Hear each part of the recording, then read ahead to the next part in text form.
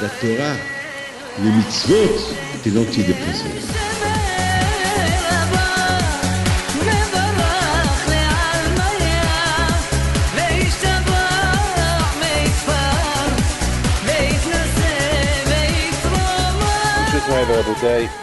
Étant donné que je voyage vers la station demain matin, je ne vais pas être avec vous cette semaine, c'est la raison pourquoi on se réunit maintenant pour expliquer un peu Pirkei Avot.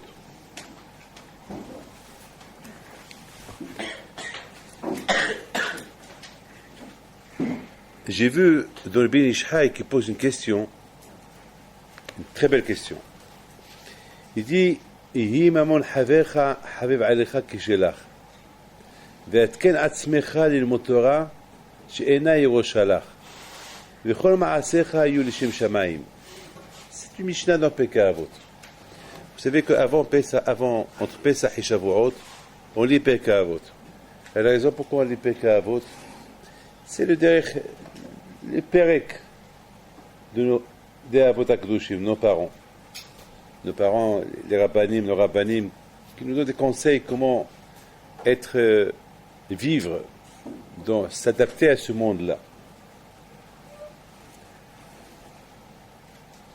Alors, il dit, Pirkei Avot, ça veut dire que l'argent, ton ami, il faut le considérer comme si c'était le tien. En général, ce qui est à moi est à moi, ce qui est à lui est à lui. Pourquoi je vais faire attention à son bien? C'est ça, malheureusement, c'est ça l'esprit. Il vient ici, il dit non. Et après, tu dis, prépare-toi bien pour étudier la Torah.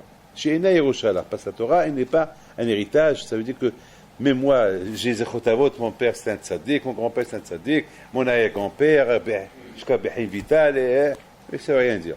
La Torah, même un rachat, il peut devenir un tzaddik. Alors, la Torah, c'est pas une Yerusha. La Torah, si tu te prépares pas dans la Torah, tu peux tout perdre Hashem Yishmor. V'chol ma'asecha yihyu l'shem shamayim. Et toutes tes choses doivent être l'shem shamayim. Maintenant, Bémet, ce qui lit cette Mishnah-là, il ne la comprend pas. Quel rapport? Et c'est ce que le Ben Ish Chai pose comme question. Ishtada'at ma shaychut le'esek ha-Torah im hibub mamon le'havero. Quel rapport? Étudier la Torah, aimer la Torah avec l'argent de ton ami. Dinakat lehu bahadi hadadi. De'od. Ma noten ta'am bihibat sheina. Ama shama ve'atken atzmecha limot. Et en plus, il te dit, il faut, prépare-toi à l'étudier. C'est quoi atken? C'est quoi prépare-toi à l'étudier?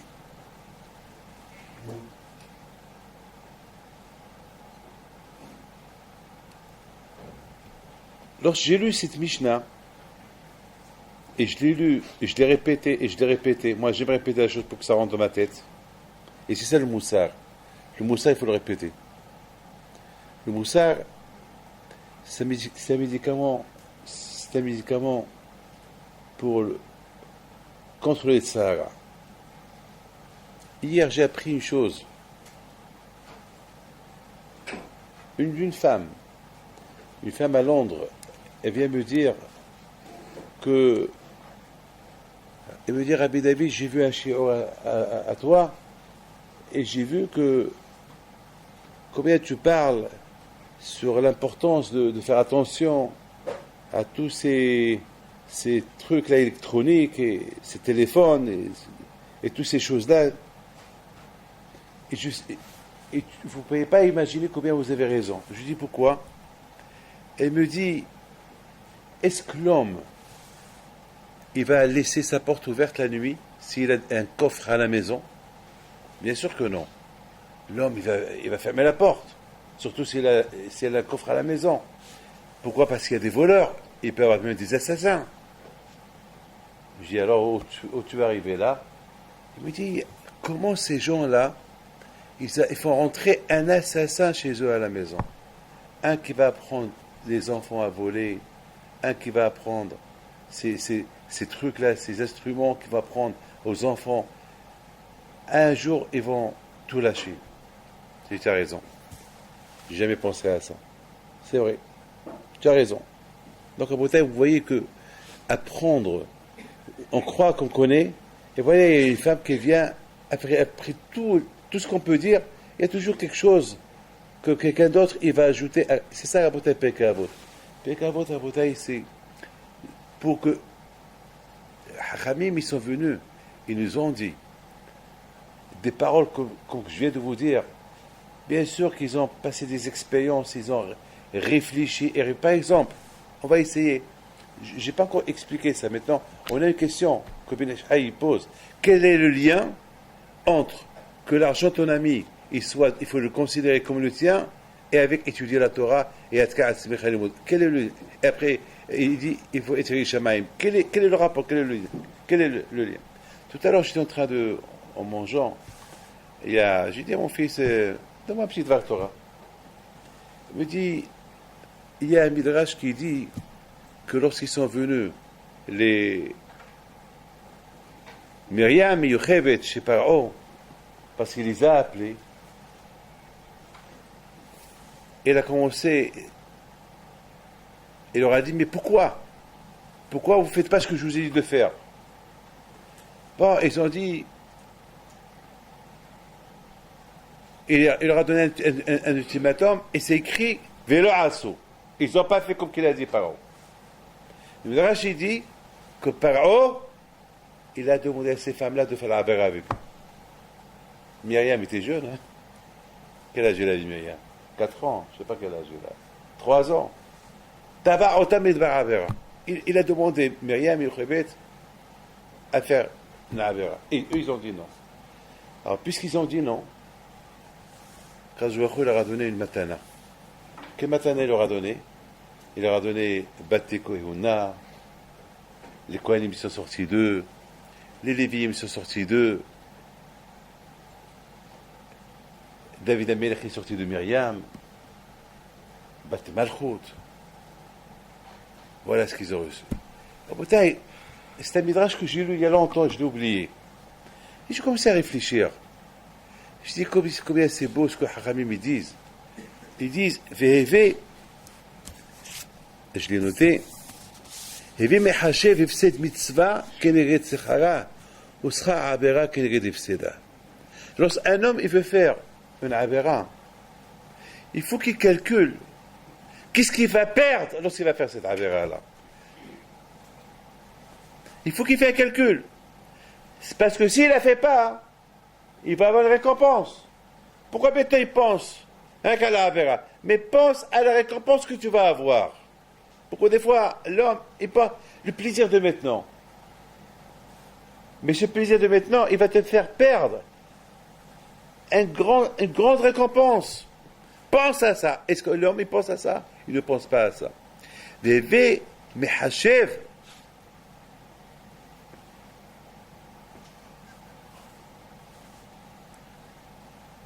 Le schar de la mitzvah. Si tu ne l'avais pas, ce que tu vas perdre. Par exemple, à Bretagne, il y a une avera qui se présente. Sache que cette avera, c'est une avera d'1 minute. Pas plus. C'est une avera d'1 minute. Mais tu perds beaucoup. Tu ne la fais pas, tu as perdu cette avera, tu ne l'as pas fait. Mais la récompense, elle est énorme. À Bretagne, j'ai commencé à réfléchir entre nous. Imaginons, on va s'imaginer combien Myriam et Yochebed ils ont gagné. Parce qu'ils n'ont pas écouté Paro. Qu'est-ce qu'ils ont gagné?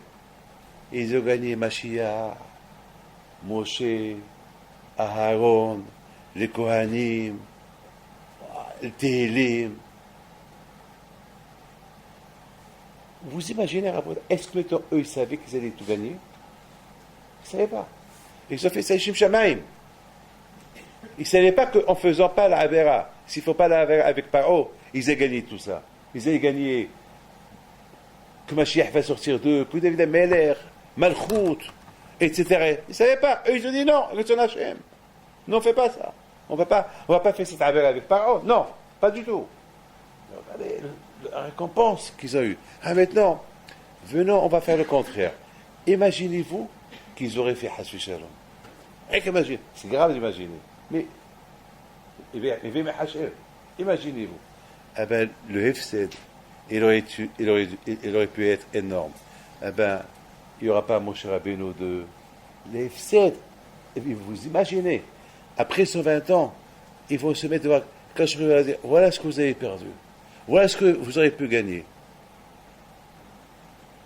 C'est vrai qu'un homme est réfléchi. L'homme, il doit faire un calcul. Il veut faire mitzvah. Qui l'a fait?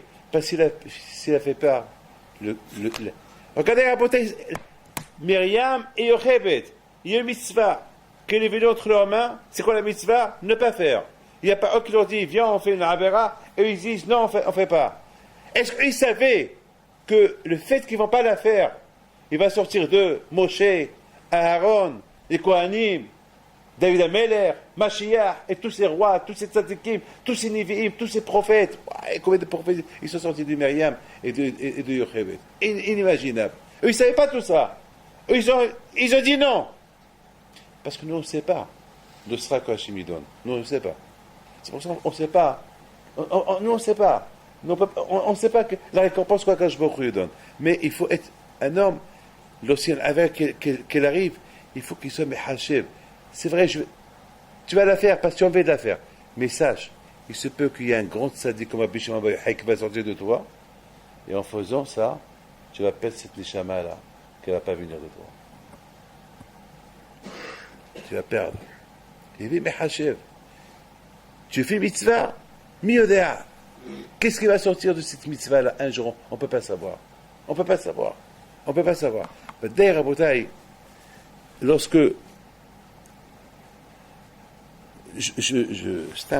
j'étais tout à l'heure dans mon bureau et j'ai pris le Tehillim et j'ai ouvert le Tehillim et j'ai commencé à réfléchir. Si David,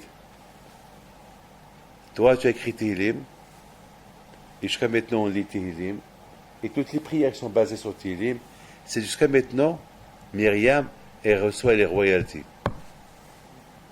Vous avez compris? Jusqu'à maintenant, Yochebed, toi Yochebed, tu reçois les royalties de Moshe Rabbeinu. Zichru Sefer Torat Moshe Avdi. Ça doit réfléchir. Hey, Myriam, Yochebed, le fait que tu n'as pas fait ce que vous n'avez pas fait, jusqu'à maintenant, vous êtes en train de gagner. Parce que chaque juif qui étudie la Torah, eh ben, toi, Yochebed, et toi, Myriam, vous avez un Helek dans cette Torah.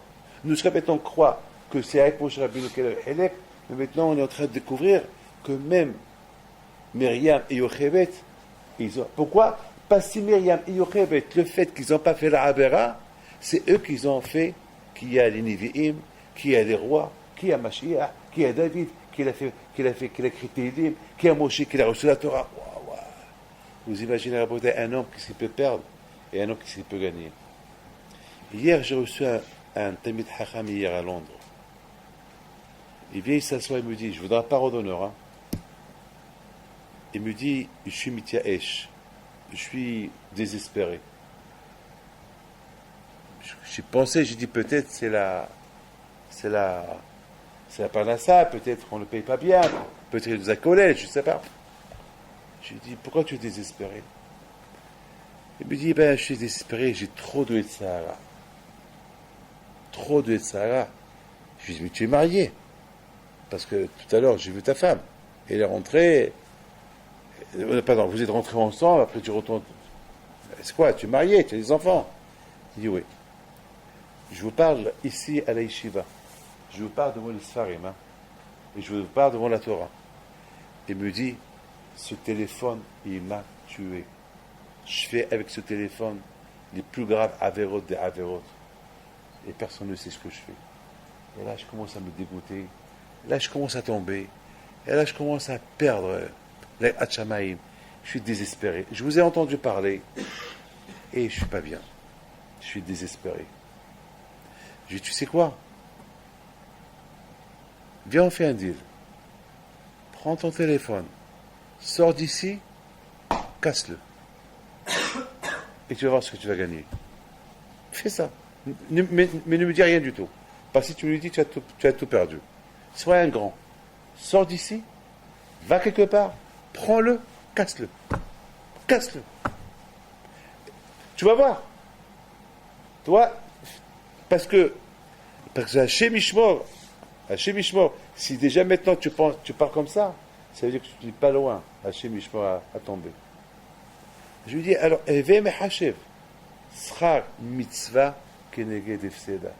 Maintenant, en ce moment-là que je te parle, tu as une possibilité, tu as une chance, tu as une Zdamnut d'acheter Olam Haba et d'être considéré. Peut-être que Hachem va te donner des matanot on ne peut même pas imaginer ces matanot-là. Mais tout dépend de toi. Heve Mehashev. C'est pas Mehashev, c'est le Mehashev. Mehashev, c'est le Mehashev. C'est pas Mehashev, c'est l'ordinateur. Heve, aujourd'hui, Rabotai, on n'est pas loin de la Géoula. La Géoula, c'est cet ordinateur-là. C'est lui qui détient la Géoula. C'est lui qui va l'apporter ou c'est lui qui va nous faire souffrir pour l'avoir, cette Géoula. Heve Mehashev. Heve Mehashev. Voilà, c'est tout. Heve Mehashev. Sera mitzvah keneged efseda. Il faut savoir une chose. Je voudrais bien être un bon juif, mais c'est dur. Je veux bien, surtout maintenant à notre époque, que la Torah, c'est dur aujourd'hui. Les maîtres, vous savez, on vit aujourd'hui une époque terrible, terrible, terrible, terrible. Le tsar, il est partout, le tsar, il est dans tous les côtés. Et Rabotai, on sait très bien que comment on peut s'adapter, écoutez bien, comment on peut s'adapter à la Torah. Vous voyez ici le Aaron HaKodesh. Le Aaron HaKodesh, imaginez-vous que j'apporte un Sefer Torah un grand Sefer Torah. Il ne pourra pas. Ça veut dire que ce Aaron HaKodesh, il est adapté pour recevoir des petits Sfarim. Et imaginez-vous que je vais apporter un Sefer Torah à Olam, un Sefer Torah qu'on peut même pas. Il faut 2 personnes qu'il faut la Agba. Il ne peut même pas rentrer. Imaginez-vous qu'il y a 10 Sfarim qui vont rentrer maintenant, on va les mettre ici. Ce Echal, il est adapté pour 4 Sfarim, 5 Sfarim, pas pour 10 Sfarim. Encore à moi, il lui faut un adaptateur. Mon corps à moi, il est béhémi, il est animal. Je ne suis pas loin d'être un animal. La différence il y a entre l'animal et l'homme, c'est que l'animal, il ne parle pas, et l'homme, il parle. C'est tout. Mais l'homme, il est comme un animal. Il mange, il dort, il marche. Mais Akash lui a donné un cerveau, un sechel. Rabotai, je vous donne la parole d'honneur que le Shabbat, en venant de chez moi, et je marche, et je réfléchis. Je vois les gens qui courent. Chaque Shabbat matin, on voit les gens qui courent. Et j'étais en train de réfléchir. Ils courent. Zamak pour avoir un bon fitting. Zamak pour être. C'est-à-dire, ils veulent profiter. Comme ce matin, celui qui m'accompagne ce matin de la maison à 4h du matin à l'aéroport, à la gare ce matin à Londres. Je lui dis, mais toi, qu'est-ce que tu vas faire maintenant? Tu vas retourner chez toi, qu'est-ce que tu vas faire? Tu vas arriver chez toi vers 6h. Je lui dis, à 6h30, il y a mon coach qui va venir. On va faire du sport. Après, je prends ma douche. Après, je vais au travail. Et dans ce programme-là, il n'y a pas une tfila, une prière. C'est un programme de coach, faire du sport, aller manger, courir, et Akash Baruch Hu, en tout ça, il n'y a pas Akash Baruch Hu. Mais Hachalom, j'ai dit, le pauvre, il est loin. Il lui manque l'adaptateur, parce qu'un homme, Rabota, il lui faut un adaptateur. Il n'y a que la Torah qui peut adapter la personne pour être un être humain. Et je pense, Rabota, c'est ça ce qu'il veut dire ici, Ben Ish Hai. Ben Ish Hai, il pose une question. Il dit, c'est quoi? C'est impossible que l'argent de ton ami il soit important à tes yeux comme le tien. C'est pas le mien, c'est le sien. C'est impossible. Si c'est possible. Ben, mais c'est pas possible.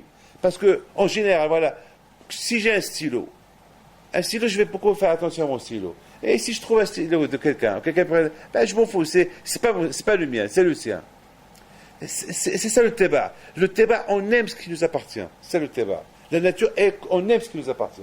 Ce qui ne nous appartient pas, ça va, et c'est à lui, c'est pas à moi.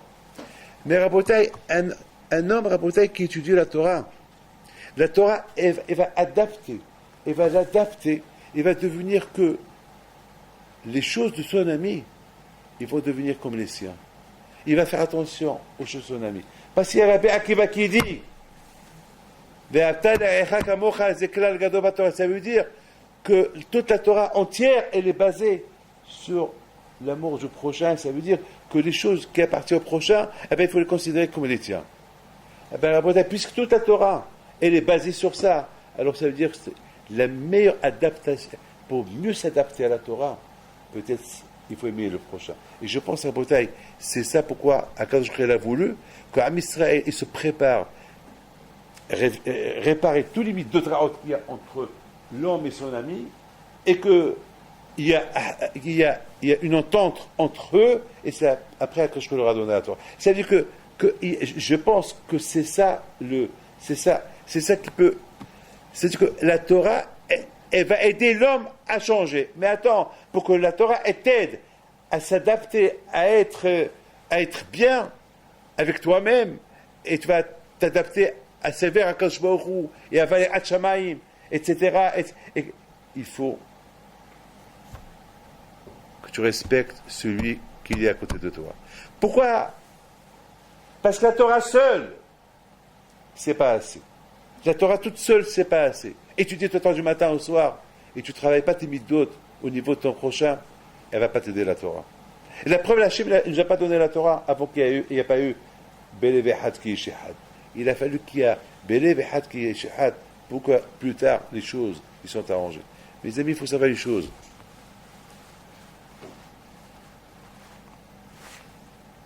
Et, tout à l'heure, je vous ai dit Eve Mehashev sera mitzvah. Quel est et bien sûr aujourd'hui, chacun il a des ta'anot aujourd'hui. Le monde il a changé, on s'adapte au monde. Et le genre, c'est ce qu'on entend tout le temps. Hein. Le monde a changé, il faut s'adapter. Est-ce que c'est à nous de s'adapter au monde? Est-ce que le monde, on doit s'adapter même? Alors si on doit dire, il faut s'adapter au monde, alors il faut s'adapter aux chiens. Il faut s'adapter comment ils vivent les chiens, comment ils vivent les animaux. Mais non. Notre adaptation, elle se fait à travers la Torah. Notre adaptation, uniquement, elle se fait avec la Torah. Sinon, Rabotai, l'homme déjà, il est adapté. L'homme, il est humri. L'homme, il est gashmi. L'homme, il est matérialiste. L'homme, il a ses idées animales. L'homme, il est plutôt animal que Ben Adam. C'est ça ce qu'on appelle l'adaptation après la faute d'Adam Arishon. Tout a été mélangé, c'est fini. Ah, maintenant il faut tout changer, il faut tout remettre en place. Pour tout remettre en place, il n'y a que la Torah. Mais la Torah, c'est pas facile. La Torah, il y a des conditions pour que l'homme il puisse être adapté à la Torah. Il y a une condition à laquelle il y a quelque chose qui avance tout, qui y est Habib, Maman Habib Alecha Keshelach, que l'argent de ton ami qu'il soit comme le tien, considère-le comme le tien. Ça veut dire à Botaï, le Tnaï de Rabbi Akiva, c'est ça, Botaï, combien chacun de nous, ces moments-là, de matin Torah, ces moments-là, mes amis, que pour ça, Botaï, il faut toujours faire un calcul. Mais Rabotai, tout à l'heure je vous ai dit, aujourd'hui, les calculs, on peut fausser les calculs. Parce que chacun, il a ils s'adaptent. Il y a des gens qui s'adaptent à ce qu'ils voient, il y a des gens qui ils vont s'adapter à des choses bêtes. Hachem Ishmor. Vous savez, Rabotai, ce matin, avec William, il était là, William, on était dans le train ce matin, il y avait un rachat, devant tout le monde, sans mamash, pas. Il a allumé sa télévision. Il a mis fort. Il y a des gens qui dorment. C'est 6 heures du matin. Mamash. Alors lui, il avait dit, il s'est levé. Je lui ai dit, ce monsieur-là, s'il a fait ça, c'est qu'il est faux. Et surtout, tu vas le faire devant sa copine. Il risque de te faire. Il peut te frapper. Regarde comment il est. Il fait 2 mètres. C'est un géant. Attends. Calme-toi. D'ailleurs, tout le monde est gêné. Mais il fallait voir pendant 2 heures. Même les stewards, même les gens du train, ils avaient peur personne ne lui a parlé. Ahmar, il n'y a pas. Il est adapté à son hachev. Il est adapté. Est-ce qu'il était en train de voir un film de guerre? Un film de guerre, mamash de la guerre. Et ça criait, un film que tout le temps ça criait, avec des épées, ça criait. Et lui, il n'a pas honte. Il n'a pas honte. Et à un moment donné, il s'est levé pour aller aux toilettes. Ouais, quitte-le. Abaisse-le. Il a laissé. Même que je ne suis pas là, il est là. Même s'il n'est pas là, il ne s'arrête pas. Oui, il faut être gaillon. Attends, toi tu vas pas sommeil, tu ne veux pas dormir, mais tout le monde dort. Lorsque toi tu dors, tu veux que moi j'allume la télévision, tu veux que moi je crie. Non, tu ne veux pas. Et comment tu fais ça? Un homme il doit toujours faire un calcul.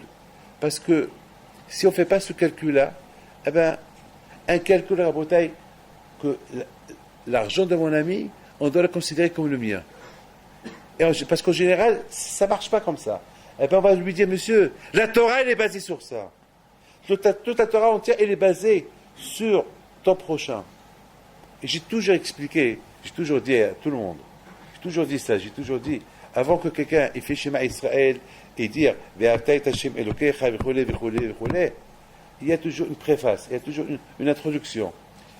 Il faut toujours penser, pourquoi? Quel rapport?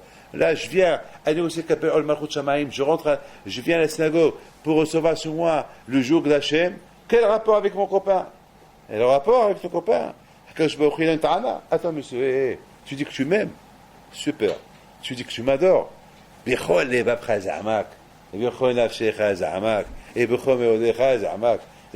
ton corps, avec ton âme, avec ton cœur. Très bien. Super. Alors, tu m'aimes tellement comme ça. Ah oui, Hachem, je t'aime. Attends, et celui-là à côté, qui habite à côté de toi, est-ce que tu l'aimes? Est-ce que tu t'intéresses à lui? Et tu sais ce qu'il a, ce qu'il n'a pas? Alors moi, lui que tu ne vois pas du matin au soir, tu dis, tu t'en fous de lui. Lui que tu vois du matin au soir, tu t'en fous de lui. Moi que tu ne me connais même pas, tu dis que tu m'aimes. Alors viens, on va faire une expérience. Aime-le. On va voir comment tu peux l'aimer. Après, je vais voir si vraiment tu m'aimes.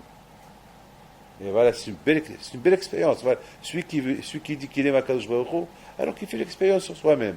Est-ce qu'il aime son prochain? Tu es ton prochain, alors tu aimes Akadosh Baruch Hu. Tu n'aimes pas ton prochain, comment tu peux être un chakran et dire que tu aimes Akadosh Baruch Hu? Ve'afta et Hashem. C'est la raison pourquoi on dit, vous savez, Rabotai, il y a cette paracha d'aujourd'hui, elle est bémet super. C'est la paracha de Harimot Kedushim. Vous savez qu'au Maroc, on faisait beaucoup attention à cette paracha-là. Au Maroc, toujours, il y a nos frères, mon père, lorsqu'il entend quelqu'un qui est mort, toujours mon père il disait une phrase, Harimot Kedushim. Toujours il disait ça. Bon, j'ai fait cas. Mais un jour, j'ai demandé à mon père, mais pourquoi tu dis Harimot Kedushim lorsqu'on entend quelqu'un qui est mort? Il m'a dit, lorsqu'on entend quelqu'un qui est mort, beaucoup des fois, on pense, ce monsieur-là qui est mort, eh ben, tant pis pour lui. Il n'était pas un bon juif, peut-être il a fait l'Averot, peut-être beaucoup de gens ils vont dire, oui, il n'était pas sérieux, il m'a fait du mal. Tout le monde dit, monsieur, Kedushim, il ne sait pas qu'il a fait Teshuvah. Toi, tu penses toujours qu'il est rachat. Qui te dit qu'il est rachat? Peut-être qu'il a fait Teshuvah, il est tzaddik, haram. Regardez la bouteille, pourquoi? Ça dit que l'homme, même à la mort de quelqu'un, il peut dire, ah ben, non, ben, bon débarras. Qui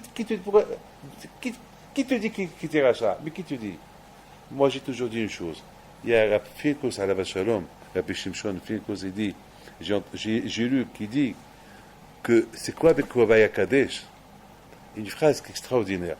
Il dit que le plus grand Kiddush Hashem, que Hashem, le nom de Hakadosh Baruch Hu, il se sanctifie uniquement par la mort. Avec par la mort. C'est pas, même si tu me bats tzadik. Mais bien sûr, les tzadikim, vadaï, le Kiddush Hashem, il est grand. C'est-à-dire que même un tzadik, il quitte ce monde. Hakadosh Baruch Hu, il fait pas de différence entre les tzadikim. Tout le monde meurt, tout le monde goûte la mort. Ça, c'est la Kamash Ma'alan. Ça, c'est quelque chose qu'on connaît tous. Mais il dit un point extraordinaire. Il dit que Bekorai Akadesh, que Hakadosh Baruch Hu va se sanctifier, même par la mort de n'importe qui. Parce que le Emet, il est un rachat, il vient à l'enterrement de quelqu'un. Il voit le mort, il réfléchit. À quoi il pense? Ah ben, il y a une fin. Donc lui-même, sa gava, il se casse. Donc ça veut dire que pendant ces secondes-là, Bekorai Akadesh, pendant ces secondes-là, Hakadosh Baruch Hu a été sanctifié. Par cette petite teshuva, par ce héros, cette pensée que ce rachat-là est en train de penser, eh ben, il y a une fin. Il y a une fin.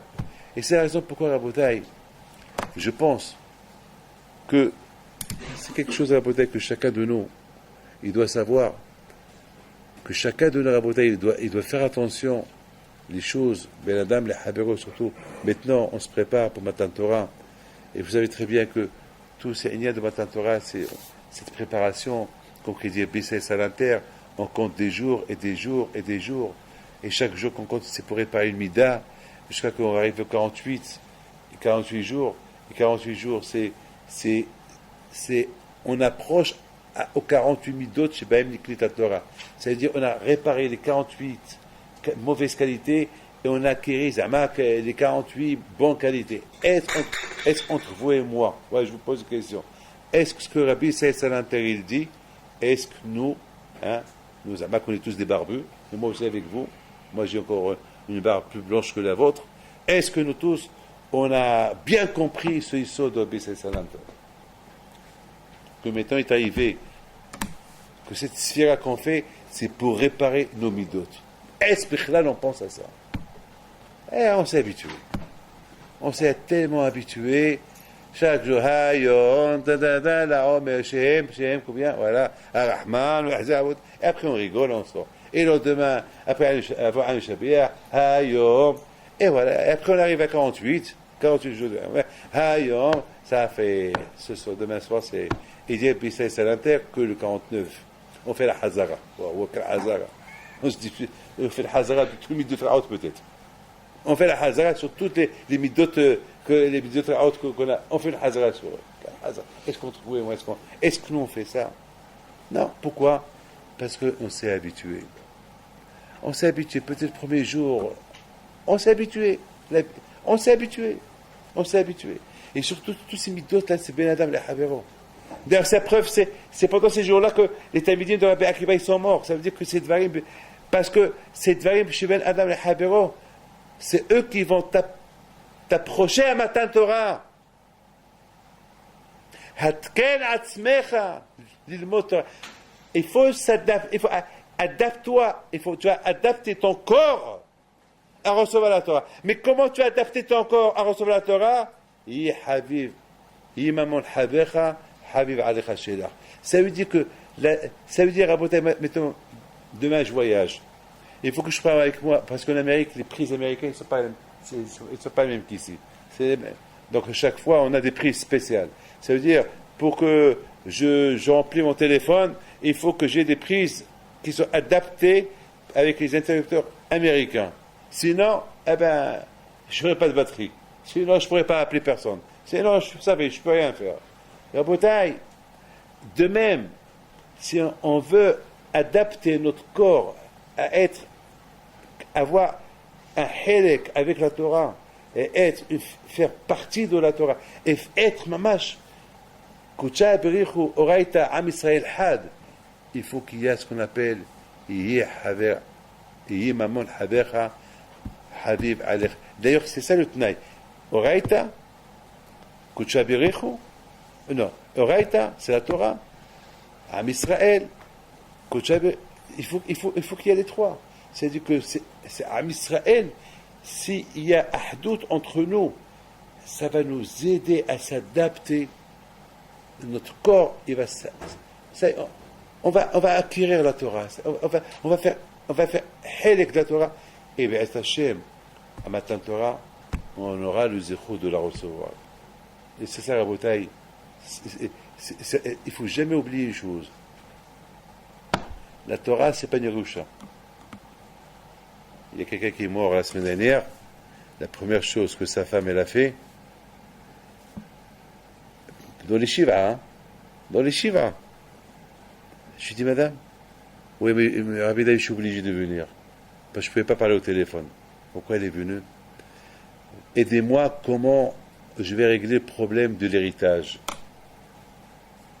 avec ses enfants. Qu'est-ce qu'il faut faire? Je dis, madame, tu penses à ça? Après, j'ai dit, oui, elle a raison. Peut-être elle a raison. Je ne veux pas rentrer. On ne peut pas juger quelqu'un. Mais j'ai dit, ça, on parle de l'argent. Écoutez bien, je termine. Écoutez bien, c'est un point un peu fin, ce que je vais vous dire maintenant. Entre vous et moi, l'héritage de l'argent, il y a une garantie que cet héritage il va rester éternel. Hein? Ceux qui vont hériter tout cet argent, tout cet argent, est-ce qu'il y a une garantie que c'est... Il n'y a aucune garantie. Il n'y a aucune garantie. C'est que même ça, il n'y a rien. C'est un héritage, c'est un héritage volant. J'appelle ça un héritage volant. Pourquoi? Parce que tu peux faire une mauvaise affaire et tu perds tout. Et j'en connais des gens qui ont fait des affaires, ils ont tout perdu. J'en connais plein, j'en connais plein. La Torah, Bichlal, c'est pas un héritage. Alors que l'argent, c'est un héritage volant. Mais la Torah, Bichlal, c'est pas un héritage. Il faut que tu travailles, il faut que tu t'adaptes. C'est pas ça, parce que mon père c'est Rabbi Moshe Pinto, mon grand-père c'est Rabbi Haim Pinto, ça y est, je suis. N'oubliez pas Esav, hein. Esav, son père, c'est Yitzhak, Avinu. Son grand-père c'est Abraham Avinu. Et qu'est-ce qu'il était? Esav. Qu'est-ce qu'a fait de Yaakov Avinu? Qui était tzaddik parce que Yaakov Ishtam Yoshev Ohalim. C'est tout. C'est pas parce que le zéchut de Yaakov, de Abraham ou le zéchut de Yitzhak. Non, c'est son propre zéchut à lui. C'est son propre zéchut à lui. Alors maintenant, vous allez me poser la question.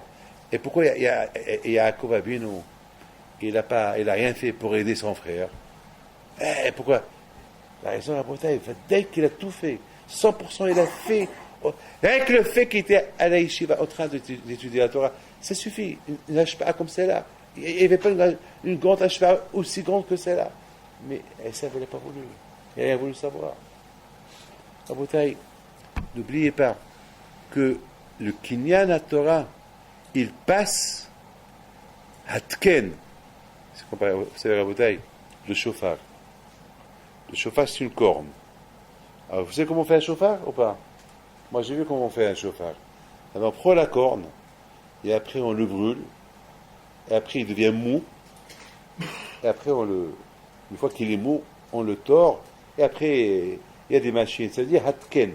C'est-à-dire que mon corps à moi, comment je vais adapter un corps gashmi, humri, à être ami avec Akadosh Baruch Hu, à prier à Akadosh Baruch Hu. Comment? Hatken atzmecha. Tu peux t'adapter, tu peux te réparer. Mais il y a une introduction. Yi Haviv, Yi Mamon Havecha, Haviv Haecha Kishelach. C'est ça le premier kinyan. Le premier kinyan à Rabotai, c'est le prochain. Rabotai, voilà. Si vous voulez réussir, vous avez comment ça s'appelle, vous avez, comment on dit, vous avez la recette. La recette de Matan Torah, c'est Hatken, chez Ener ou Shalach. Ne soyez pas sûr. C'est une matana que Hachem donne. C'est pas une Yerusha, une matana qu'Akadosh Baruch Hu donne. une matana. Et cette matana-là, il te la donne s'il y a, est-ce que tu es adapté? Est-ce que tu es adapté à la recevoir? Ah ben, cette adaptation, elle se prépare avec les Abtalaïcha Kamocha.